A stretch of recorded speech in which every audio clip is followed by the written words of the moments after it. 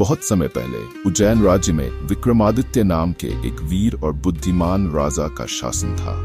वह अपनी बहादुरी, चतुराई और न्यायप्रियता के लिए प्रसिद्ध थे। उनके दरबार में विद्वानों, कलाकारों और मंत्रियों का जमावड़ा था जो हमेशा उनकी सेवा में तत्पर रहते थे। एक दिन एक रहस्यमय योगी राजा विक्रमादित्य के दरबार में आया। योगी के पास लंबी सफेद दाढ़ी, गहरी आंखें और एक रहस्यमयी आभा थी। उसने कहा, हे राजन, मैं कोई साधारण योगी नहीं हूँ। मैंने तुम्हें एक खास कार्य के लिए चुना है। राजा ने उत्सुकता से पूछा, ये कार्य क्या है, हे योगी? योगी ने कहा, तुम्हें रात के समय श्मशान में जाकर पीपल के पेड़ पर लटके बेताल को लाना होगा। लेकिन सावधान, योगी ने चेतावनी दी, बेताल बहुत चतुर और चालाक है। वह हर कदम पर तुम्हारी बुद्धिमानी की परीक्षा लेगा। राजा ने बिना जिद चुनौती स्वीकार कर ली। उसी रात जब आकाश में चांद भी नहीं था, राजा विक्रमादित्य ने श्मशान की ओर प्रस्थान किया। उनके एक हाथ में तलवार और दूसरे हाथ में एक लालटेन थी। रास्ता भयावह था और वहां उल्लुओं की आवाज और सियारों की दूर से आती हुई चीखें सुनाई दे रही थी। जब राजा श्मशान पहुंचे तो उन्होंने पीपल का पेड़ देखा। उसकी एक शाखा से बेताल उल्टा लटका हुआ था, जो एक मृत शरीर जैसा लग रहा था। राजा बिना किसी डर के बेताल को नीचे उतारकर अपने कंधे पर डाल लिया। अचानक बेताल ने खुरदुरी आवाज में कहा, हे राजन, यदि तुम इस यात्रा के दौरान चुप रह सको तो मैं तुम्हारे साथ चलूंगा। लेकिन बेताल ने कहा, यदि तुमने मेरी कहानी सुनने के बाद एक शब्द भी बोला तो मैं फिर से पेड़ पर लौट जाऊंगा।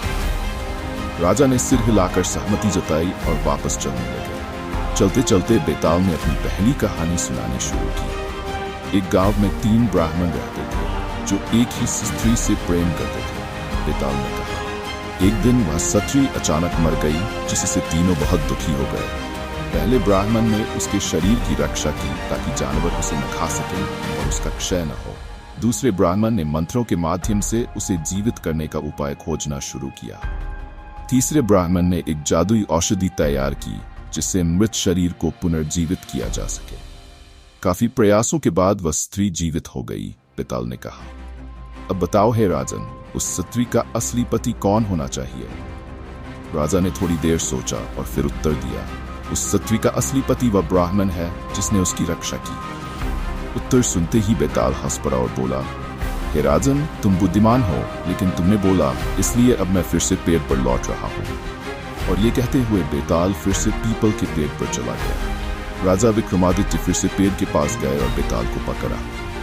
हर बार बेताल एक नई कहानी सुनाता और राजा की बुद्धिमानी की परीक्षा लेता। हर बार राजा सही उत्तर देते, लेकिन बेताल फिर से पेड़ पर भाग जाता।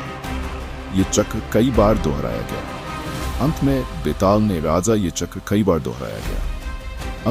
ने राजा को एक ऐसी कहानी सुनाई जिसमें उसने राजा को गहरी नैतिक दुविधा में डाल दिया।